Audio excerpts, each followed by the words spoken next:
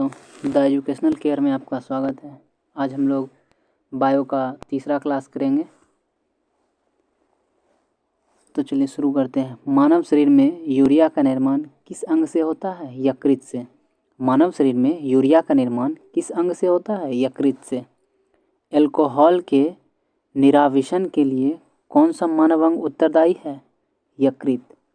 Alcohol के निराविशन के लिए कौन सा मानव अंग उत्तरदायी है? यकृत।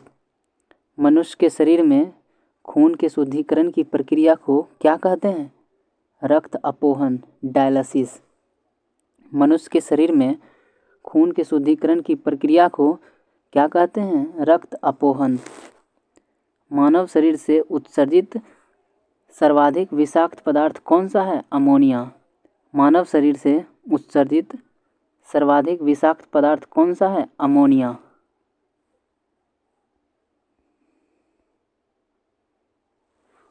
मूत्र की मात्रा का नियंत्रक है एडीएच और एल्डोस्टेरोन। मूत्र की मात्रा का नियंत्रक है एडीएच एवं एल्डोस्टेरोन। एक वयस्क स्वस्थ मनुष्य द्वारा एक दिन में उत्सर्जित मूत्र की मात्रा कितनी होती है?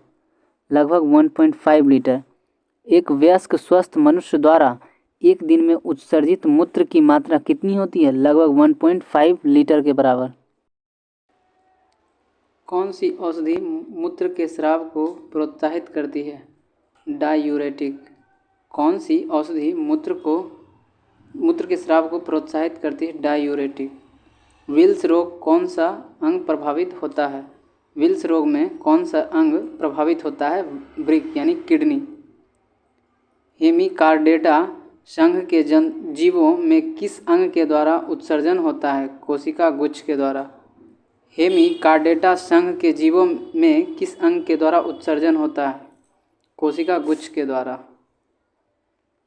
विभिन्न जंतुओं में यूरिया उत्सर्जी अंग। मनुष्य में उत्सर्जी अंग है वृक्क। मनुष्य में उत्सर्जी अंग वृक्क। अमीबा में त्वचा व रिक्तिका। अमीबा में त्वचा और रिक्तिका। केचुआ में उत्सर्जिकाएँ। केचुआ में उत्सर्जिकाएँ। झींगा मछली में हरित ग्रंथियाँ। झींगा मछली में हरित ग्रंथियाँ। फीता कृमि में फ्लेम कोशिकाएँ। फीता कृमि में फ्लेम कोशिकाएँ। ऑर्थोपोडा। ऑर्थोपोडा में मैलपिगी नलिकाएँ। ऑर्थोपोडा में मैलपिगी नलिकाएँ। गुर्दे की कार्यात्मक इकाई क्या है? नेफ्रॉन। गुर्दे की कार्यात्मक इकाई क्या है? नेफ्रॉन। नाखूनों में कौन सा प्रोटीन पाया जाता है? केराटिन। नाखूनों में कौन सा प्रोटीन पाया जाता है? केराटिन। वृक्क के काम न करने पर रक्त में यूरिया की मात्रा बढ़ जाती है, इसे कहते हैं यूरेमीमिया। वृक्कों के काम न करने पर रक्त में यूरिया की मात्रा बढ़ जाती है, इसे क्या कहते हैं? यूरेमिया। मनुष्यों में किस प्रकार का उत्सर्जन पाया जाता है? यूरियोटेलिक उत्सर्जन। मनुष्यों में किस प्रकार का उत्सर्जन पाया जाता है? यूरियोटेलिक उत्सर्जन। यूरोक्रोम का निर्माण कैसे होता है? लाल रुधिर कणिकाओं के हीमोग्लोबिन से। यूरोक्रोम का निर्माण कैसे होता है? लाल रुधिर कणिकाओं के हीमोग्लोबिन से। वृक्क से प्रति मिनट औसत रक्त प्रवाह कितना होता है? 1 से 1.2 लीटर प्रति मीटर। वृक्क से प्रति मिनट औसत रक्त प्रवाह कितना होता है? 1 से 1.2 लीटर प्रति मीटर होता है। वृक्क नलिकाओं के दूरस्थ कुंडलित भाग से मुख्यतः किसका पुनरावशोषण होता है? सोडियम क्लोराइड का। वृक्क नलिकाओं के दूरस्थ कुंडलित भाग से मुख्यतः किसका पुनरावशोषण होता है? सोडियम क्लोराइड का। वृक्क के चारों ओर पाए जाने वाले झिल्ली-नुमा आवरण को क्या कहते हैं? पेरिटोनियम। वृक्क के चारों ओर पाए जाने वाले झिल्ली-नुमा आवरण को क्या कहते हैं? पेरिटोनियम। वह बीमारी जिसमें मूत्र के साथ रक्त आता है उसे हीमोटूरिया कहते हैं। वह बीमारी जिसमें मूत्र के साथ रक्त आता है उसे हीमोटूरिया कहते हैं। शरीर में संपूर्ण रक्त किसके माध्यम से शुद्ध होता है? वृक्क। शरीर में संपूर्ण रक्त किसके माध्यम से शुद्ध होता है? वृक्क। केंचुआ मुख्य रूप से अमोनोटेलिक जंतु है, किंतु पर्याप्त जल न प्राप्त होने पर यह यूरियोटेलिक हो जाता है। जलीय प्राणियों में नाइट्रोजन विनिमय से उत्पादित होता है अमोनिया। जलीय प्राणियों में नाइट्रोजन विनिमय से उत्पादित होता है अमोनिया। गठिया रोग का क्या कारण है? रक्त में प्रवाहित यूरिक एसिड का सोडियम यूरेट के क्रिस्टलों के रूप में जोड़ों में एकत्रित होना। गठिया रोग का क्या कारण है? रक्त में प्रवाहित यूरिक एसिड का सोडियम यूरेट के क्रिस्टलों के रूप में जोड़ों में एकत्रित होना। आमाशय की दीवार का पेशीय संकुचन कहलाता है पेरिस्टाइलिसिस। आमाशय की दीवार का पेशीय संकुचन कहलाता है पेरिस्टाइलिस। मानव शरीर की प्रतिवर्ती क्रिया का नियंत्रण केंद्र कहाँ स्थित है? मेड्यूला ऑब्लांगेटा में। मानव शरीर की प्रतिवर्ती क्रिया का नियंत्रण केंद्र कहाँ स्थित है? मेड्यूला ऑब्लांगेटा में। हृदय की धड़कन की गति किसके द्वारा बढ़ती है? अनुकंपी तंत्रिका द्वारा। हृदय की धड़कन की गति किसके द्वारा बढ़ती है? अनुकंपी तंत्रिका द्वारा। प्रेरक कौशल मस्तिष्क के कौन से भाग के साथ संबंधित है? ललाट भाग। प्रेरक कौशल मस्तिष्क के कौन से भाग के साथ संबंधित है? ललाट भाग।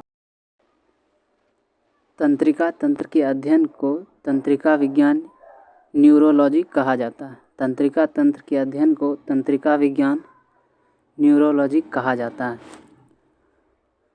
कम नींद आने के लिए किस चिकित्सा शब्दावली का प्रयोग किया जाता है? अनिद्रा। कम नींद आने के लिए किस चिकित्सा शब्दावली का प्रयोग किया जाता है? अनिद्रा। मनुष्य का कौन सा भाग गुरुत्वाकर्षण के विरुद्ध शरीर का समर्थन करता है? अंतरालिक केंद्रक। मनुष्य का कौन सा भाग गुरुत्वाकर्षण के विरुद्ध शरीर का समर्थन करता है? अंतरालिक केंद्रक। औसतन एक सामान्य मानव मस्तिष्क का भार कितना होता है? 1.36 किलोग्राम। औसतन एक सामान्य मनुष्य के मस्तिष्क का भार कितना होता है? 1.36 किलोग्राम।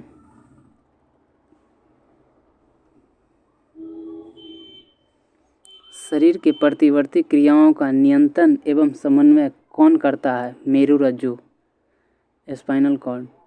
शरीर में प्रतिवर्ती क्रियाओं का नियंत्रण एवं समन्वय कौन करता है? मेरुरज्जु, स्पाइनल कॉर्ड।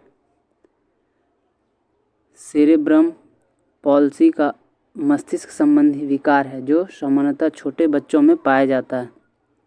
सेरेब्रम पॉल्सी का मस्तिष्क संबंधी एक विकार है जो सामान्यतः छोटे बच्चों में पाया जाता है। तंत्रिका तंत्र का विकास सर्वप्रथम किस जीव में माना जाता है? हाइड्रा में। तंत्रिका तंत्र का विकास सर्वप्रथम किस जीव में माना जाता है? हाइड्रा में। मनुष्य में कपालीय तंत्रिकाओं की संख्या कितनी होती है? तो 12 जोड़ी। मनुष्य में कपालीय तंत्रिकाओं की संख्या कितनी होती है? तो 12 जोड़ी होती है।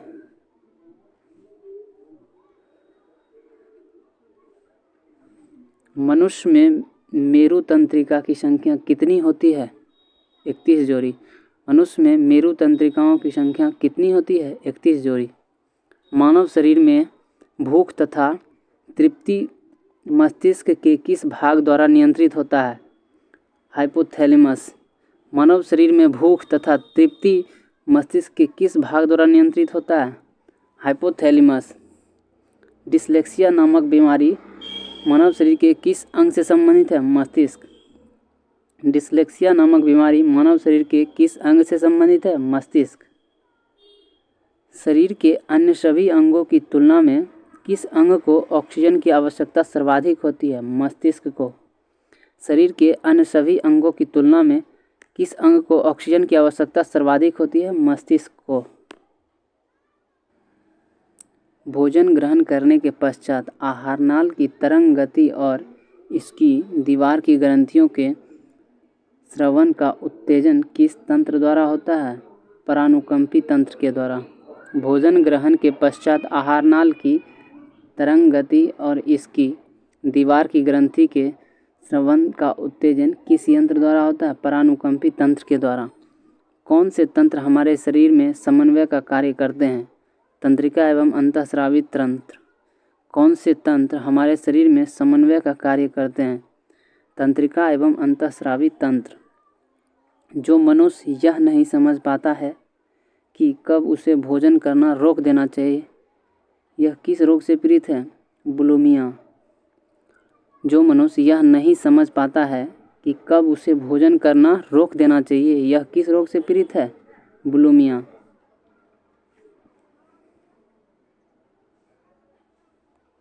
जैविक घड़ी मानव शरीर के किस अंग में स्थित है? हाइपोथैलेमस।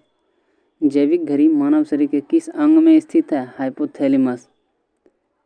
एपिथैलेमस किस ग्रंथि से निर्मित होता है? पीनियल ग्रंथि, हैवेन्यूला। एपिथैलेमस किस ग्रंथि से निर्मित होता है? पीनियल ग्रंथि और हैवेन्यूला ग्रंथि से। मानव शरीर का कौन सा भाग अल्जाइमर रोग से प्रभावित होता है? मस्तिष्क। मानव शरीर का कौन सा भाग अल्जाइमर रोग से प्रभावित होता है? मस्तिष्क। मांसपेशियों के रेशों में आवेग संचरण के लिए किस पदार्थ की आवश्यकता होती है? सोडियम। मांसपेशियों के रेशे में आवेग संचरण के लिए किस पदार्थ की आवश्यकता होती है? सोडियम की।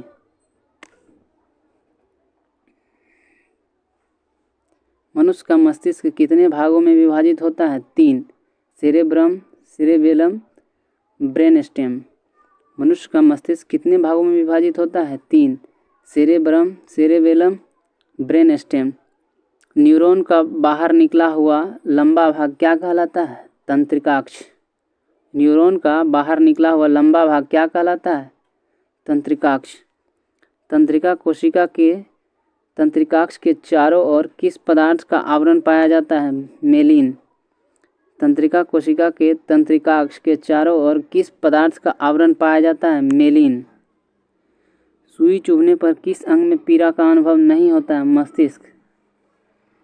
सुई चुभने पर किस अंग में पीड़ा का अनुभव नहीं होता है? मस्तिष्क। मानव के जन्म के पश्चात किस अंग में कोशिका विभाजन नहीं होता है? तंत्रिका कोशिका में। मानव के जन्म के पश्चात किस अंग में कोशिका विभाजन नहीं होता है? तंत्रिका कोशिका में।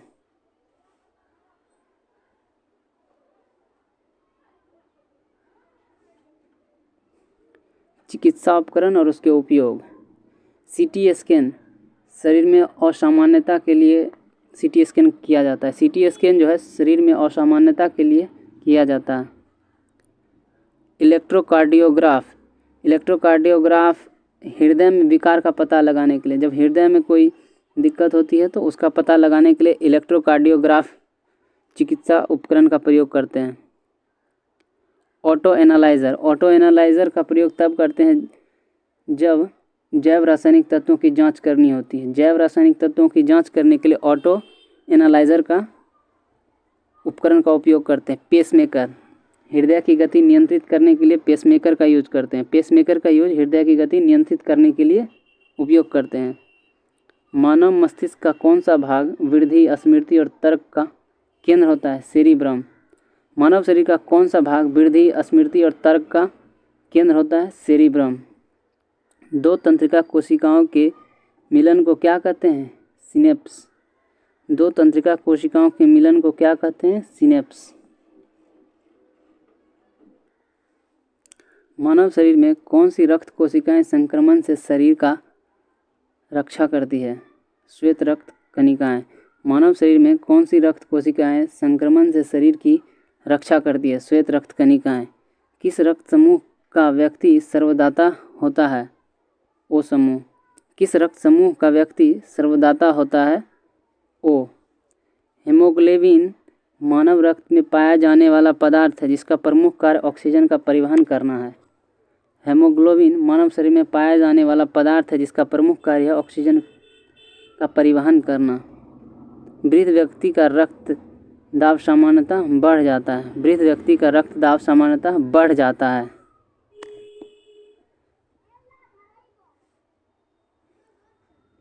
एक समान व्यक्ति के रक्त का औसत पीएच मान कितना होता है? 7.35 से 7.45 पीएच तक होता है। एक सामान्य मनुष्य के रक्त का औसतन पीएच मान कितना होता है? 7.35 से 7.45 पीएच तक। रक्त समूहों के खोजकर्ता कौन है? Karl Landsteiner. रक्त समूहों के खोजकर्ता कौन है? Karl Landsteiner. RH कारक का नाम किस जंतु से संबंधित है? बंदर से। RH कारक का नाम किस जंतु से संबंधित है? बंदर से। AB रक्त वर्ग का व्यक्ति किसी भी व्यक्ति का रक्त ले सकता है, इसीलिए इसे सार्वभौमिक प्राप्तकर्ता कहा जाता है।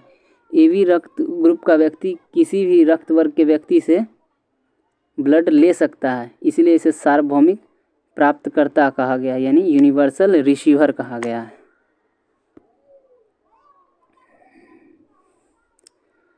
श्वेत रुधिर कणिकाओं का प्रमुख कार्य क्या है? शरीर का प्रतिरक्षा। श्वेत रक्त कणिकाओं का प्रमुख कार्य है शरीर की प्रतिरक्षा। रुधिर के जमने में किस खनिज की आवश्यकता होती है? कैल्शियम। रुधिर के जमने में किस खनिज की आवश्यकता होती है? कैल्शियम। लाल रक्त कणिकाएं शरीर के किस अंग में नष्ट होती है? पीलिया में। लाल रक्त कणिकाएं शरीर के किस अंग में नष्ट होती है? पीलिया में। मनुष्य का औसत रक्तचाप कितना होता है? 120/80। मनुष्य का औसत रक्तचाप कितना होता है? 120/80। रक्त किस प्रकार का उत्तक है? तरल संयोजी उत्तक है। रक्त किस प्रकार का उत्तक है? तरल संयोजी उत्तक है।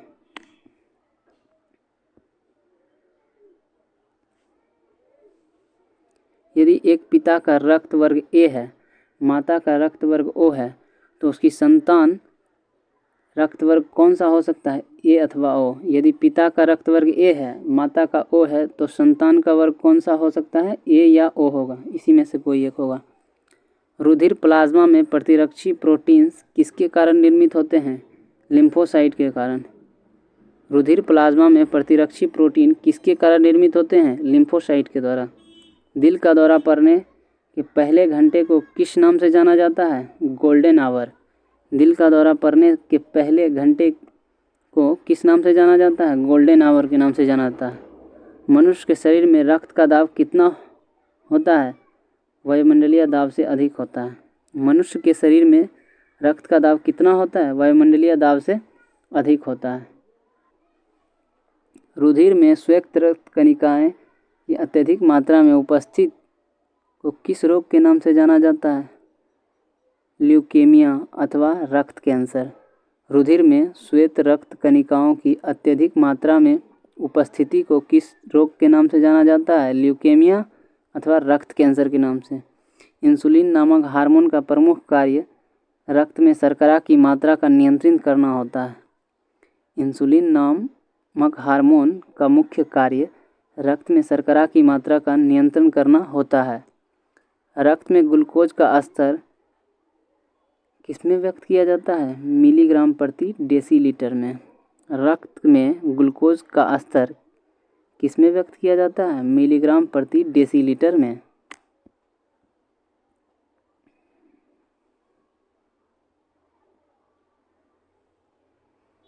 रक्त का थक्का बनने के दौरान होने वाली अभिक्रियाएं।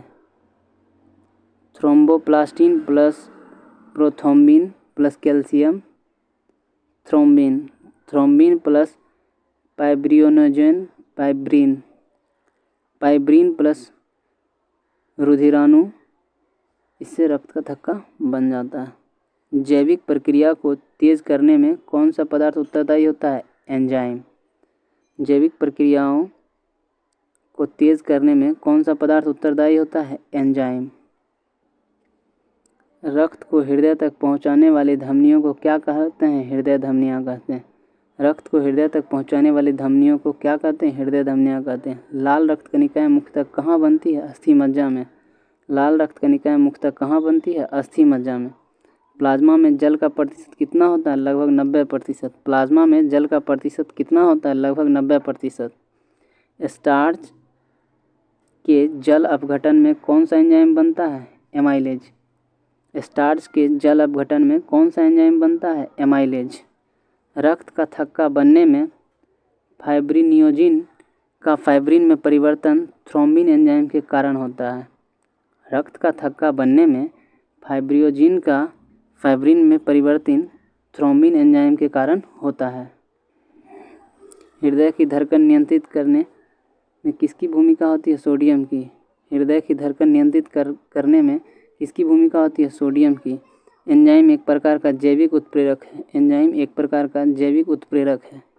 एक धड़कन या हृदय गति की एक आवृत्ति में लगभग कितना समय लगता है? 0.8 सेकेंड। एक धड़कन या हृदय गति की एक आवृत्ति में लगभग कितना समय लगता है? 0.8 सेकेंड। रक्तदाब का नियंत्रण किस ग्रंथि के द्वारा होता है? अधिवृक्क ग्रंथि के द्वारा। रक्तदाब का नियंत्रण किस ग्रंथि के कारण होता है? अधिवृक्क ग्रंथि के कारण। अत्यधिक ऊंचाई पर जाने पर मानव शरीर में लाल रक्त कणिकाओं की संख्या पर क्या प्रभाव पड़ता है? लाल रक्त कणिकाओं की संख्या में वृद्धि होती है। अत्यधिक ऊंचाई पर जाने पर मानव शरीर में लाल रक्त कणिकाओं की संख्या पर क्या प्रभाव पड़ता है? लाल रक्त कणिकाओं की संख्या में वृद्धि होती है। एनीमिया रोग किस पोषक तत्व की कमी के कारण होता है? फोलिक एसिड के कारण। एनीमिया रोग किस पोषक तत्व की कमी के कारण होता है? फोलिक एसिड के कारण। मानव शरीर की सबसे लंबी शिरा कौन सी है? ग्रेट सैफियन शिरा। मानव शरीर की सबसे लंबी शिरा कौन सी है? ग्रेट सैफियन शिरा, जो पैर में उपस्थित होती है।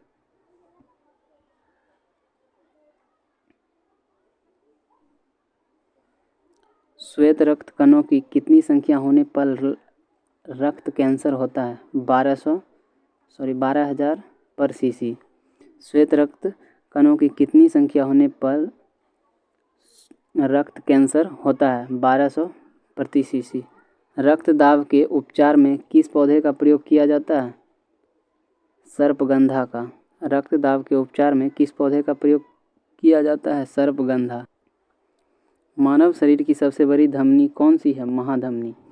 मानव शरीर की सबसे बड़ी धमनी कौन सी है? महाधमनी। किस अंग को मानव शरीर का रक्त बैंक कहा जाता है? पीलिया। किस अंग को मानव शरीर का रक्त बैंक कहा जाता है? पीलिया को।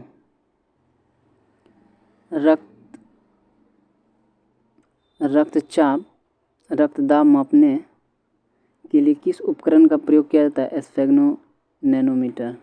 रक्तचाप रक्तदाब मापने के लिए किस उपकरण का प्रयोग करते हैं? स्फेग्नोनैनोमीटर।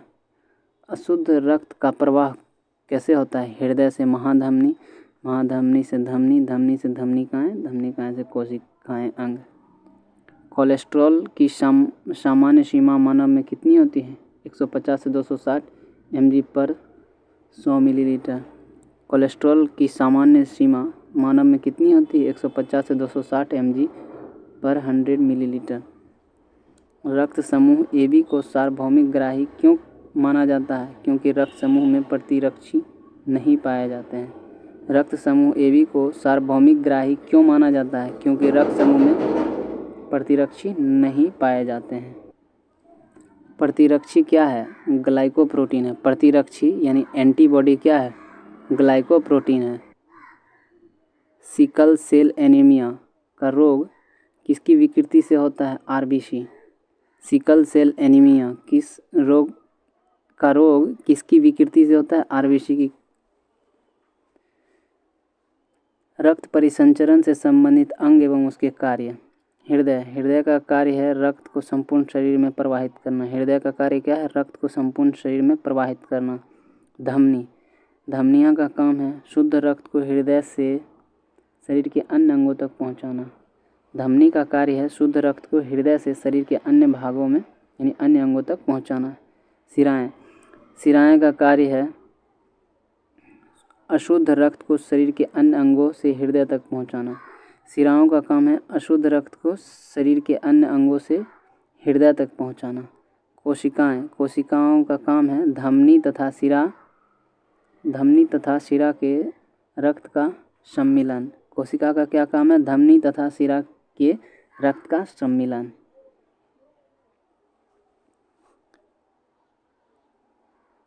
रिसर्पिन नामक औषधि का प्रयोग किस लिए किया जाता है? उच्च रक्तदाब को कम करने के लिए। रिसर्पिन नामक औषधि का प्रयोग किस लिए किया जाता है? उच्च रक्तचाप को कम करने के लिए। कौन सी कोशिकाएं प्रतिरक्षी का उत्पादन करती है? लिम्फोसाइट। कौन सी कोशिकाएं प्रतिरक्षी का उत्पादन करती है? लिम्फोसाइट का। रक्त में उपस्थित प्रमुख पदार्थ। रक्त प्लाज्मा हल्के पीले रंग का तरल पदार्थ होता है।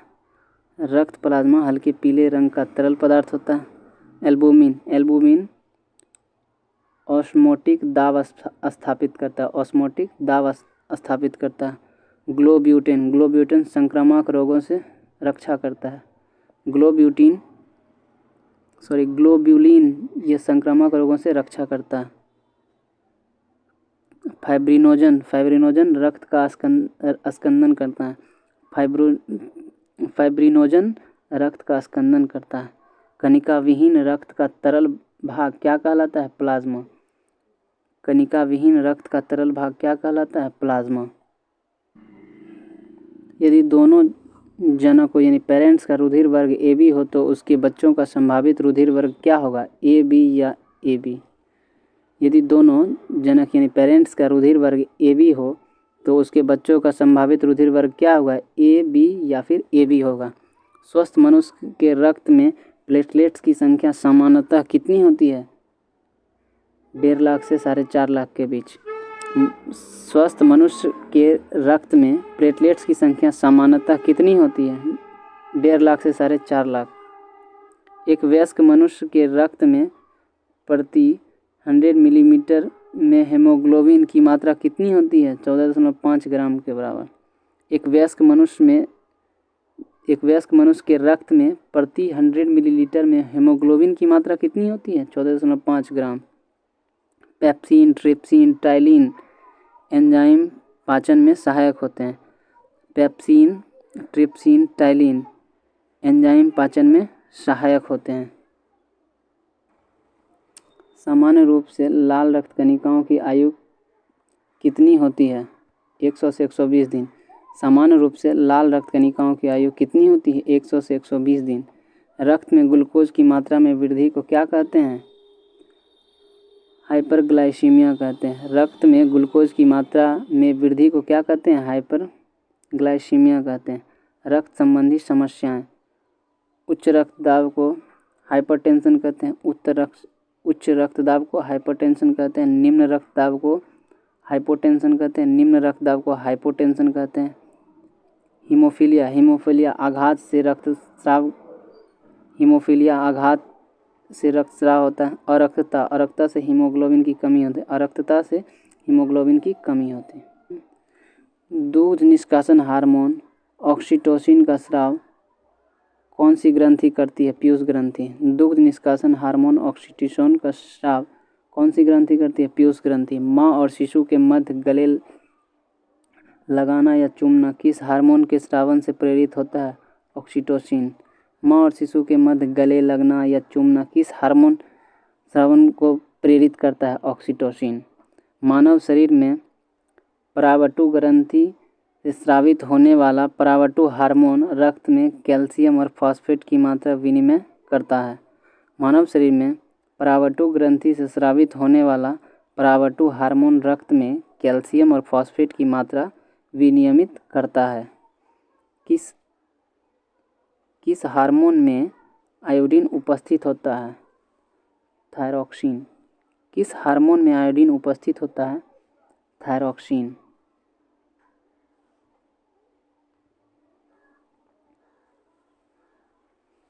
इंसुलिन हार्मोन किस अंग से स्रावित होता है? अग्नाशय से। इंसुलिन हार्मोन किस अंग से स्रावित होता है? अग्नाशय से। मनुष्य में पित्त का निर्माण यकृत में होता है तथा पित्त का संचयन पित्ताशय में होता है। मनुष्य में पित्त का निर्माण यकृत में होगा और पित्त का संचयन पित्ताशय में होगा। थायराइड ग्रंथि को थायरॉक्सिन स्रावित करने के लिए उत्तेजित करने वाला अंतःस्रावी हार्मोन कौन सा है? TSH, thyroid stimulating hormone. Thyroid ग्रंथि को थायरॉक्सिन स्रावित करने के लिए उत्तेजित करने वाला अंतःस्रावी हार्मोन कौन सा है? TSH, thyroid stimulating hormones. लड़ो और उड़ो के नाम से किस हार्मोन को जाना जाता है? एड्रेनलिन। लरो और उरो के नाम से किस हार्मोन को जाना जाता है? एड्रीनलिन हार्मोन्स को जाना जाता है।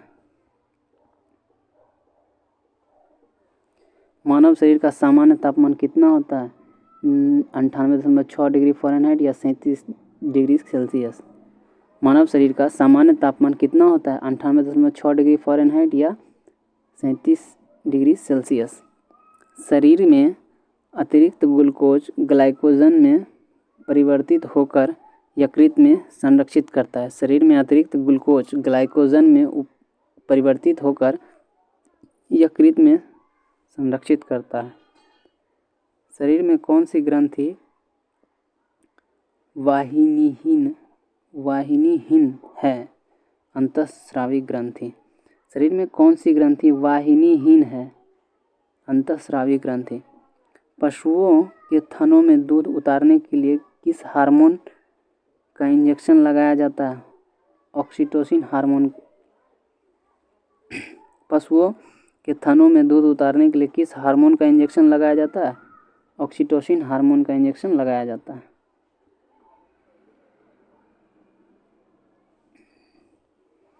मनुष्य में मधुमेह रोग किस हार्मोन की कमी से होता है? इंसुलिन। मनुष्य में मधुमेह नामक रोग किस हार्मोन की कमी से होता है? इंसुलिन।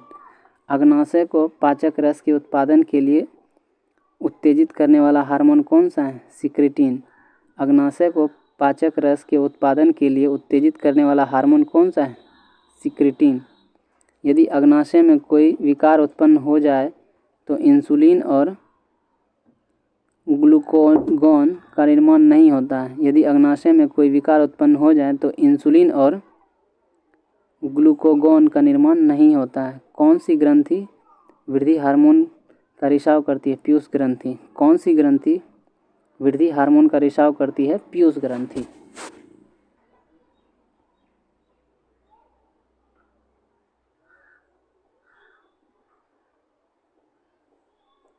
मानव शरीर में सबसे छोटी अंतःस्रावी ग्रंथि कौन सी है? पीयूष ग्रंथि।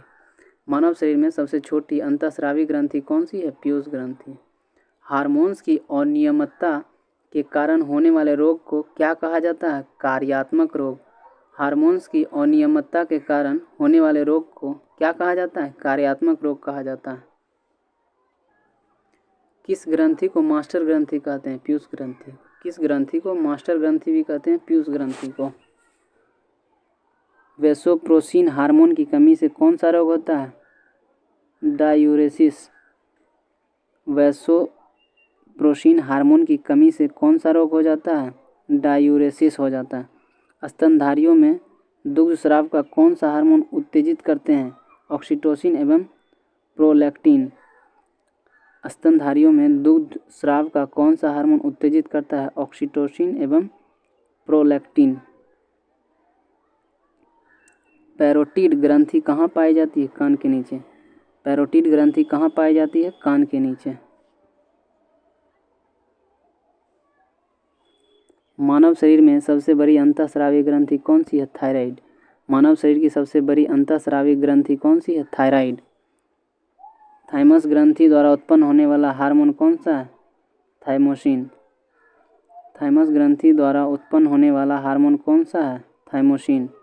गर्भ निरोधक दवाई के रूप में किस हार्मोन की गोलियां दी जाती हैं? एस्ट्रोजन। गर्भ निरोधक दवाई में के रूप में किस हार्मोन की गोलियां दी जाती हैं? एस्ट्रोजन। पीयूष ग्रंथि किस अंग में पाई जाती है? मस्तिष्क में। पीयूष ग्रंथि किस अंग में पाई जाती है? मस्तिष्क में।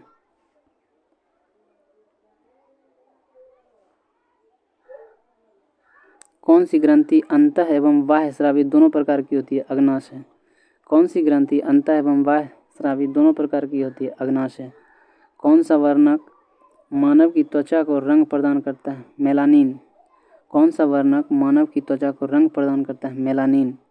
कौन सी ग्रंथि मानव शरीर के तापमान को नियंत्रित करने में सहायता प्रदान करता है? थायराइड।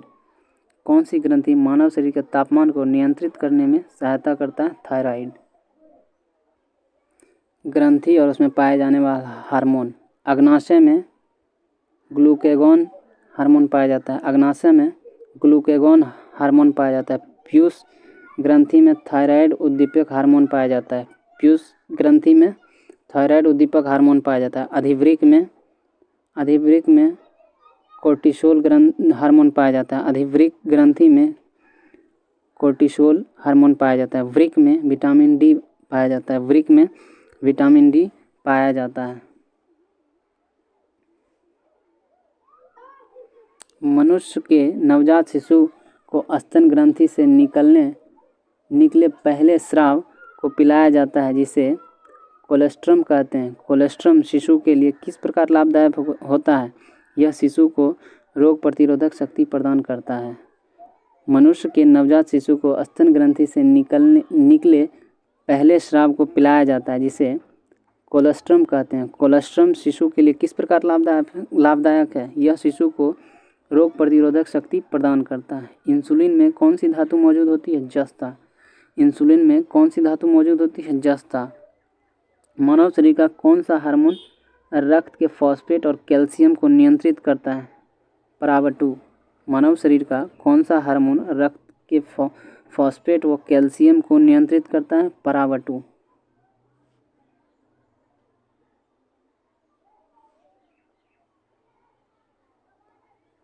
हार्मोन शरीर के उपापचय, वृद्धि, जनन, रुधिर दाब, रुधिर में जल, लवण की मात्रा आदि का नियंत्रित करते हैं। हार्मोन शरीर में उपापचय, वृद्धि, जनन, रुधिर दाब, रुधिर में जल, लवण की मात्रा आदि का नियंत्रण करते हैं। आयोडीन युक्त नमक क्यों उपयोगी है? क्योंकि यह थायराइड ग्रंथि को नियंत्रित करता है। आयोडीन युक्त क्यों उपयोगी है? क्योंकि यह थायराइड ग्रंथि को नियंत्रित करता है। यकृत एवं मांसपेशियों में ऊर्जा किस रूप में जमा होती है? ग्लाइकोजन के रूप में। यकृत एवं मांसपेशी में ऊर्जा किस रूप में जमा होती है? ग्लाइकोजन के रूप में।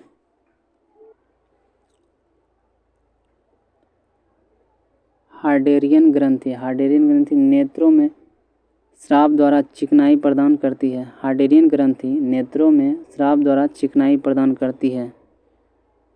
यूट्रिकुलर ग्रंथि। यूट्रिकुलर कॉकरोच एवं कीटों के मादा जनन अंगों की ग्रंथि है।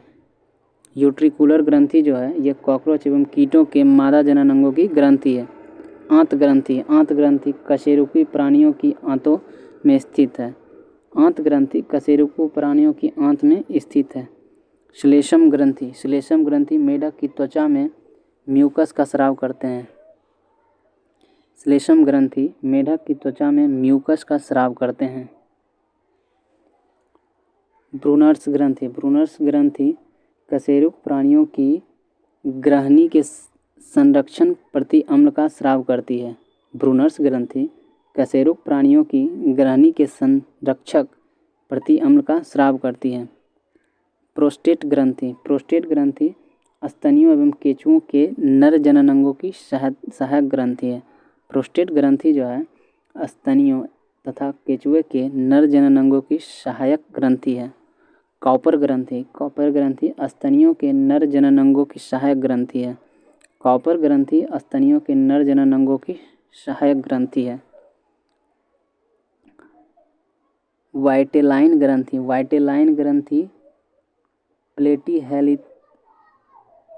हेलिम्थेंस प्राणियों के जनन अंगों में पाई जाती है। वाइटेलाइन्स ग्रंथि प्लेटी हेलिमंथिस प्राणियों के जनन अंगों में पाई जाती है।